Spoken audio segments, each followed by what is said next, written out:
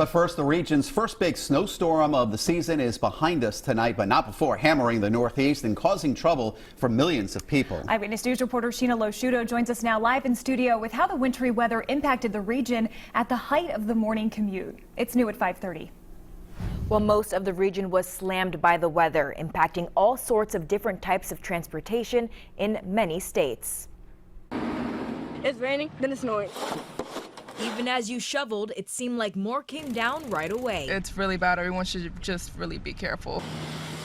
This is a glimpse into what it looked like in Boston Tuesday morning. Commuters at MBTA stations were bundled up from head to toe as crews worked around the clock in the storm's relentless path. We have crews out working to make sure that our platforms, our walkways, our parking lots are cleared. People across the region feeling the impacts of the wintry weather with messy roads and chaotic commutes. And we're deploying our assets as we can best determine by those forecasts. New York Governor Andrew Cuomo declared a state of emergency in several counties. It's a bus.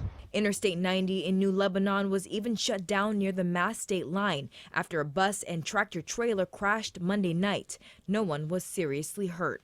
Communities in Connecticut and Maine were also covered in white. A couple tractor trailers off the side of the road. While in New Hampshire, the Manchester Fire Department tells CBS News crews responded to around 100 storm-related calls so far. I look at most of the buildings when I go by and make sure nobody's stranded or there's no trees down on wires.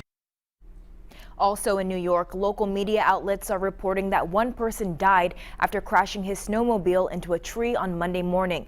Police say the man was riding in his own front yard. I'm Sheena Loshuto, Eyewitness News.